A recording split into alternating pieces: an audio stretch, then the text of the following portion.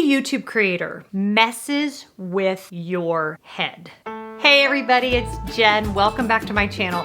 Welcome to my 3-year YouTube anniversary special. I know, I can't believe it either. I asked for questions over on Instagram specific to YouTube. You guys had some great ones. I also have some thoughts I want to share with you, and yeah, I'm just really glad that you're here. 3 years. I can't even wrap my brain around that. I mean, just a little bit of an update from a numbers perspective. We now have 17,000 subscribers on my main channel. We have like 6,300 on this channel. I've produced almost 600 videos, and we're talking over 2 million views. I think we're like at 2.5 million views, hundreds, thousands of comments from all of you, and this space that has just turned into this thing that I never could have imagined when I started it 3 years ago. So first of all, I just want to say thank you. Thank you if you've watched. Thank you if you've supported me in any way, shape, or form. Of course, especially thank you to my patrons. If it were not for all of you, I would no longer be producing videos, because even with all of those numbers, YouTube AdSense revenue only pays me about $500 a month. And obviously with the amount of time I put into the channel, that would not be financially viable as a job if it weren't for all of my patrons that truly do make these videos possible. So thank you to my patrons. I also just want to say that it has been so fun to be with so many of you from almost the beginning. I started as a blogger. A lot of you started following me there. I moved over to YouTube, and I feel like I really found my voice on YouTube as a video creator. There were so many things I did not know, like everything. I knew nothing. And there's a question I'm going to get to in a minute just about that, about kind of my journey with learning and all of that. But I knew I loved to communicate. I knew I loved to entertain, and I knew I loved to encourage. And YouTube has given me the ability to do all of those things. And what originally started as something to do for fun during my gap year has really turned into how I make my living. And yeah, I just couldn't be more grateful. Now, I have brought with me a picture that is near and dear to my heart. I think I mentioned this picture in like the first or second video here on Joyful Living. And this is little 2-year-old me. I think I was just about 2 in that picture. I'm in a clown costume, by the way.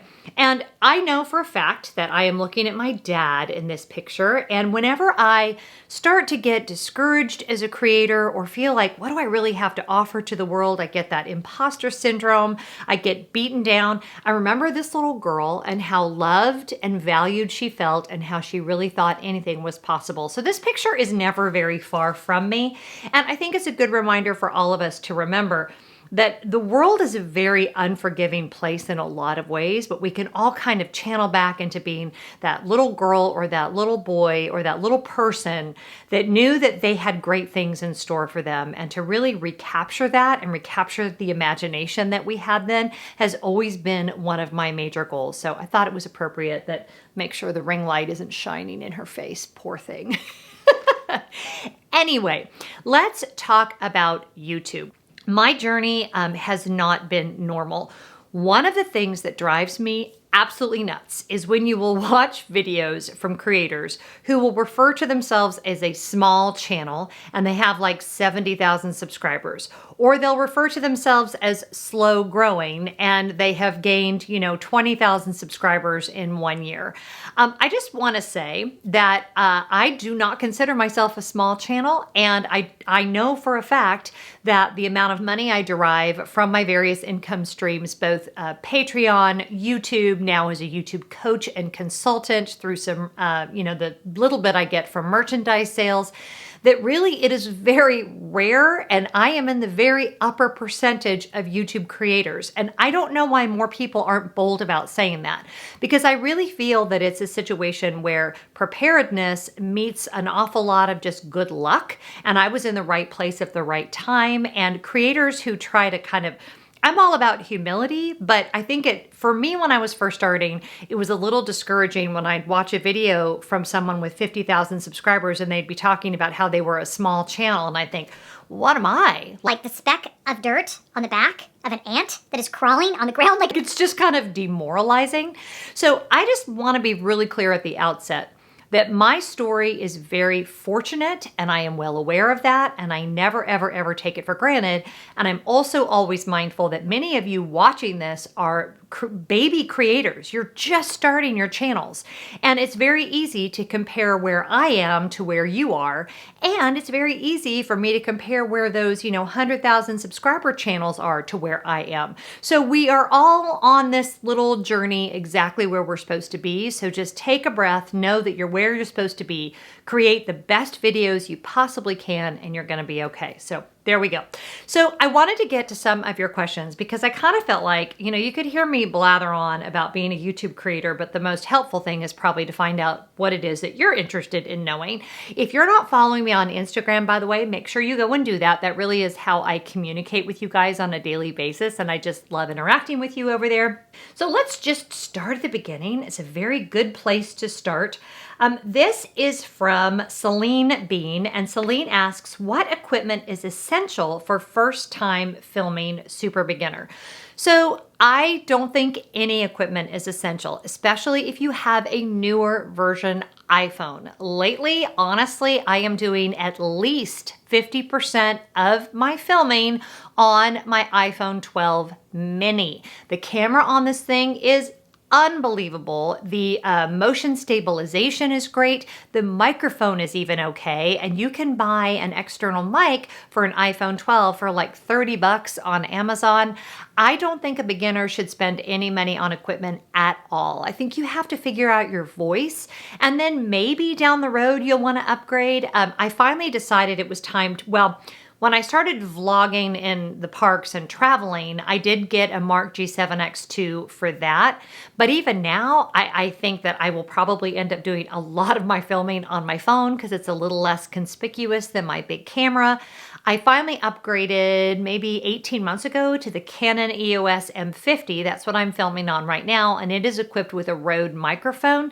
But that's just because I now have a designated studio space, and it makes it a lot easier when I have an idea and I want to come in and film that it's ready to go and everything is set up the way that I like it. But I definitely think beginners start on your phone. And so essentially, Eric asked a great question, and I promised a shout out to those of you that have channels. So I'll go through when this is over, and if you have a channel, I will make sure and put a card with the name of your channel, or I'll put it down in the description box because I think I'm limited on how many cards, that I can put up, but I'll make sure I credit you.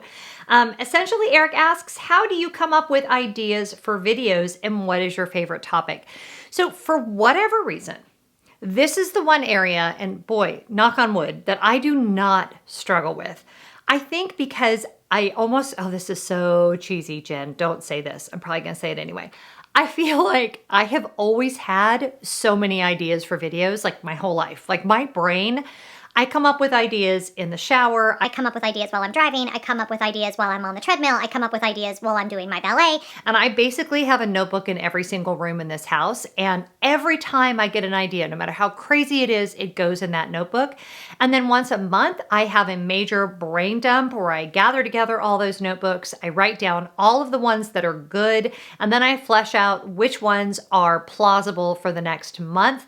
And I'm always planned out at least a month in advance. And this system has allowed me to basically never run out of ideas. I usually also have a whole nother list that are contributions from my patrons. I have an entire thread on my Patreon homepage where they can contribute ideas. They have given me some of my best ideas for videos. So definitely asking my audience is a way that I have done that. And then as far as my favorite videos to film, probably my favorite topic, I have to say, is typically anything Disney Vacation Club, but my favorite videos to film are the home organization and cleaning ones. And the reason why is so selfish, I can't even tell you, because it's like dual, I'm getting I don't like to say killing two birds with one stone, but kind of, because I'm bringing you guys a great video, and guess what? I'm getting stuff done around my house. So it's like, as a busy mom with, two kids that are still living at home, it's great when you can film a video and then be done and be like, hey, I did my day job and my pantry's organized. So those are always really fun as well. And then I really like doing the day in the life. I don't like filming day in the life videos as much, but I love editing them. them. And once I'm back to traveling again, I will love editing travel vlogs because the editing process, I get so much joy out of it when I can incorporate music and speeding things up and slowing things down. And I'm learning so many different things about the different kinds of shots and how to, I don't know, just lots of different learning things going on. And when I can stretch that muscle, I'm really happy. Okay, Caroline 114 says, has there been a video you have been surprised it did as well as it did? Holy moly, yes. So I think that's the second time I've said holy moly. The very first video I did on Disney Vacation Club, I think it was the third video I had ever done on YouTube. And that video took off. It has now had 150,000 views. I remember when it hit like 500 views, I couldn't believe it. And it isn't that I didn't script it. It isn't that I didn't put a lot of time into it. And I definitely knew my subject matter. It's just that I knew so little back then about like tagging and all of that. And I think that video is a perfect example of you can do all the research in the world, but if the content isn't good, nobody's going to watch it. You know, you can get all the metadata right and all of everything, all of the promoting. And on the flip side, you could do nothing. And if the content is something people are looking for, the video will do really well. Because I don't even think I did any tags in that video, and it completely took off. And it enabled me to build upon that audience that I had gained. So definitely my first Disney Vacation Club video. Ears to Disney wants to know, and I love this question, and I know for sure they have a channel, so I will either put it here or I'll put it down in the description. What are the best ways to go about promoting your channel? We're asking this question is a great way because I just promoted your channel. But in all seriousness, I think genuinely getting to know other creators, following them on Instagram, chatting with them on Twitter, engaging in comments in a meaningful, non-spammy way, okay? Not, hey, loved your video, check out mine as well. That is gonna make me never, ever, ever, ever check out your channel. But I think that kind of networking is really powerful. But I also think you need to be careful not to spread yourself too thin in too many different social media avenues. There are so many options. And right now I'm trying to decide if Pinterest is worth my time. My main focus really outside of YouTube is Instagram and somewhat Twitter, although Twitter's more where I just go to be snarky. But it's kind of tricky. I think that you just don't want to spread yourself too thin. I think you want to kind of decide, and you may not know this in the beginning, who is my core audience, and then figure out where they are. Who are they watching? What channels are they watching? Because YouTube now has a feature where you can actually see what other channels your viewers are watching, start watching their videos, and yes, comment on them, but also really look at their content and figure out what you can learn from them. I feel like promotion for me, first of all, it's a thing that I like the least about being a YouTube creator. And I also keep it very minimal. I only devote about 2 hours a week to promoting my content, just because I find that otherwise you just promote on everything all the time and you're not ever really sure what's getting traction and what's not. And I don't want to spend my time promoting. I want to spend my time creating videos. So I really try to limit that and be super, super strategic with the promotion that I do. So in the very beginning, collaborations are what really, really helped me grow. I did a collab early on with a bunch of channels that were just a little bit bigger than mine, but who I knew that those people would like my content. I can't even really tell you how that happened other than I started commenting. That's how I met Coral Joy Travels, who she doesn't even do videos anymore. And also Allison, who is Pixie Dust in Parenting, and just some people that really helped me get more exposure to a larger audience. And then of course, the biggest thing is make sure that your metadata is sound, that you're using your tags appropriately. TubeBuddy is a fabulous resource for this. I will put my affiliate link down in the description box for TubeBuddy. I've used TubeBuddy since day one, and I realized that using appropriate tags may not seem like promotion, but as I just said on Twitter the other day, if you don't use tags, it's like writing a book, publishing it, and putting it on the bookshelf at the bookstore with no cover. Someone might find it, but the odds are not good that that book is going to get discovered. So using tags to me in an appropriate way, making sure you're writing your description appropriately, really learning and educating yourself about SEO specific to the YouTube algorithm will really, really help you. Discuss 120 wants to know, when people pay for the ad-free version of YouTube, how do you make money from their views? Great question. I myself pay for the ad-free version of YouTube, and I actually have a separate line item on my revenue page that tells me how much of that ad revenue came from premium YouTube. So I absolutely get paid, no worries whatsoever. Everyone always asks, what are the things that help you as a content creator if I really want to support you? Watching the full video, always giving it a like, and most importantly, when you share it. You all have networks far beyond what I have, and if you genuinely like a video and say I do a video about, home organization, and you're on a Facebook group with a whole bunch of other moms, sharing it there. Or let's say if it's Disney content, if you have a bunch of friends through Twitter or Instagram, sharing it there, that actually is like 10 times more powerful than anything I could do through promotion or marketing or anything. So definitely like it, and definitely sharing the videos and giving it whenever possible, give it a full watch. That really does help me with my numbers and with the algorithm. Sean Elation asks, I don't understand this YouTube Shorts thing. What's it all about? I am on a learning curve with YouTube Shorts as well. Basically, it is YouTube's version of TikTok. I am not sure if I like it yet or not. I am experimenting with it. Don't worry, it is not going to interfere with my regular content. I am kind of tracking the analytics I'm getting back from that to decide if it's worth it for me or not. YouTube is really pushing the shorts. It's actually not even technically available in the US yet. It's only available in India as far as to just create a short like in your phone. There is a workaround where you can go ahead and do a short. It involves using the hashtag shorts and making sure it's under a minute. And there are all these different things that I've been doing. And I'm not sure. The jury is still out on the shorts. If you think of them as far as for you guys as not really for my core audience, but more as kind of like a little billboard for people that normally would never watch my channel, but they'll see a short from me and go, hey, I want to check this girl out. So think of them that way. I am not sure I'm going to continue to do it. I'm going to do one on each channel consistently for about a month and then see what I think. And we'll just go from there. But YouTube is really pushing it. I want to give it a try. I keep watching all these creator videos where they're talking about, it's so important. This is going to be the big thing. Don't get left behind. Well, to be honest with you, even in my 3 years on YouTube, I've seen a lot of things that were not nearly as important as everybody thought they were going to be. So, jury is still out on shorts, but they are basically, sorry, I should have just answered the question, under 1 minute. And when you do hashtag shorts and they go to a special place on YouTube that is called the shorts shelf. And if you look on your phone, you'll probably see it. And if you click on one of those videos, it will do like TikTok does, where other ones will just scroll up for you one after the next. And that's how they work. So there you go.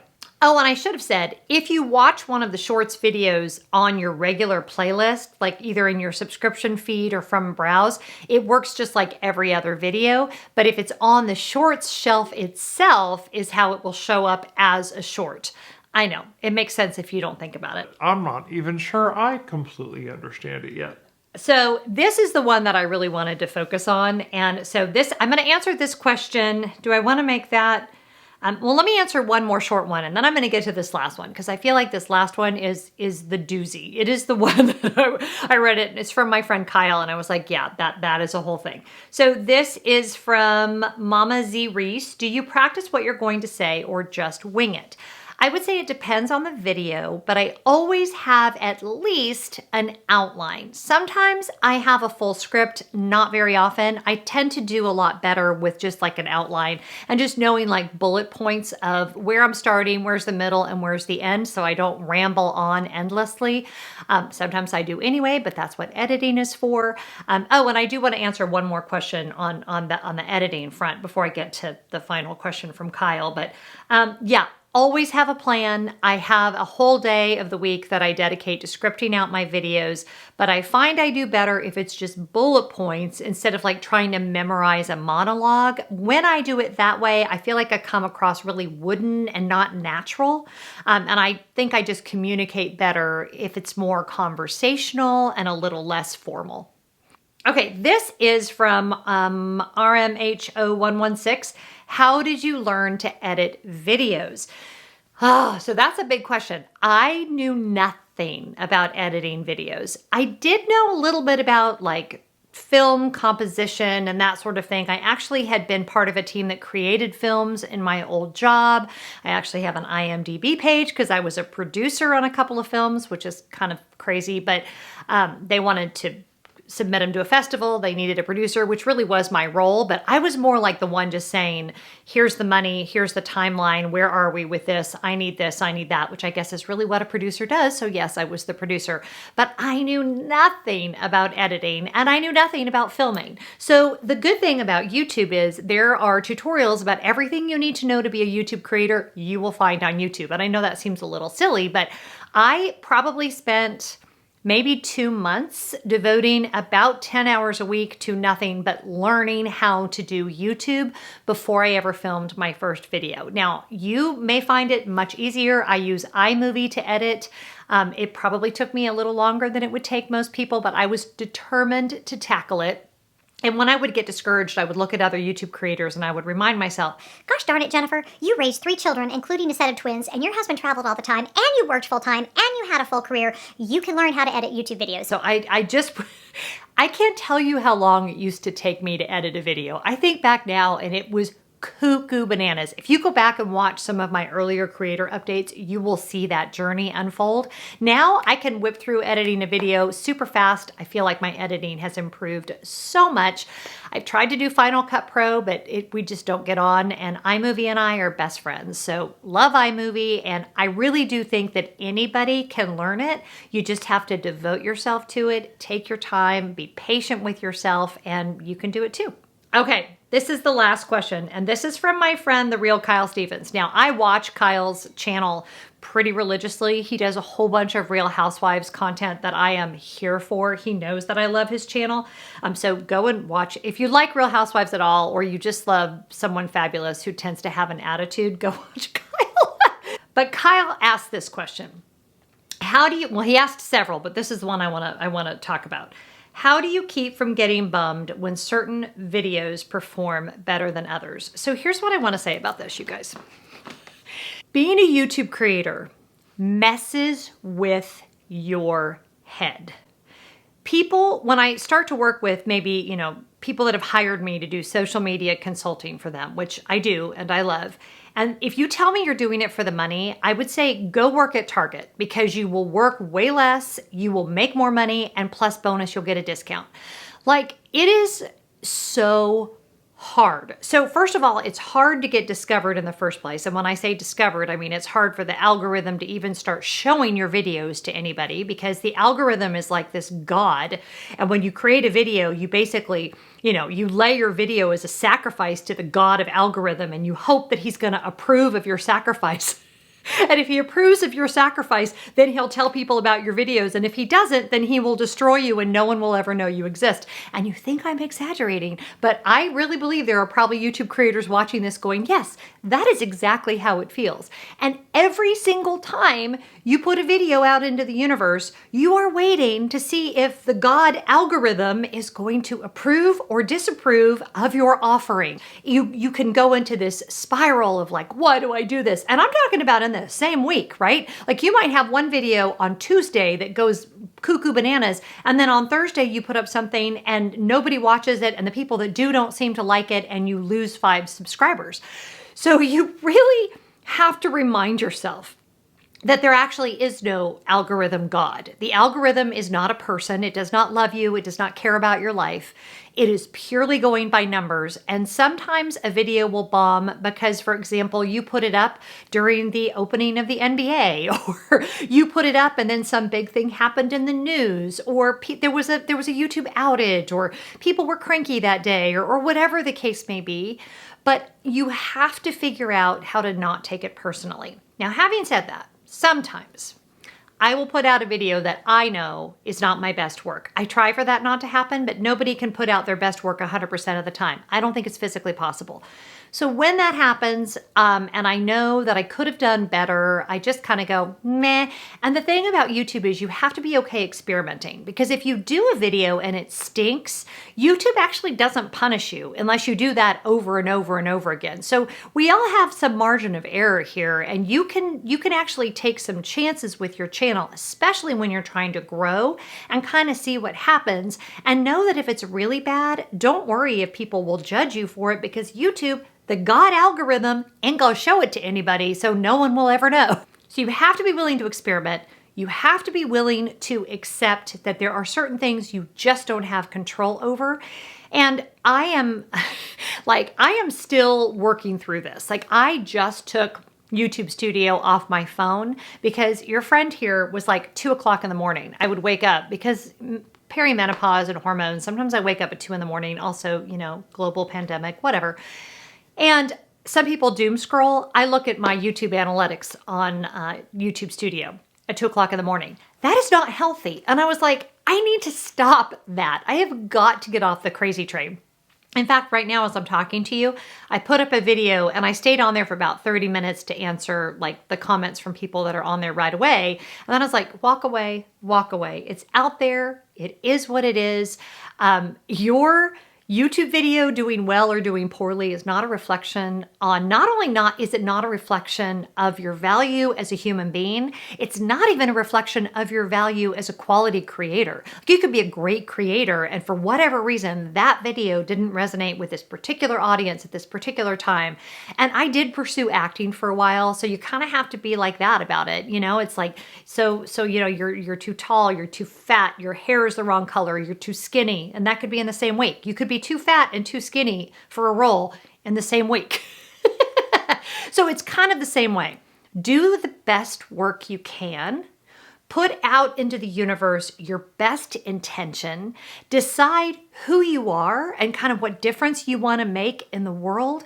And then you have to release it. And you have to not take it personally and not let it affect your self-esteem. And remember that you are loved and valued, and that, there is no God algorithm. That's all I have to say about that.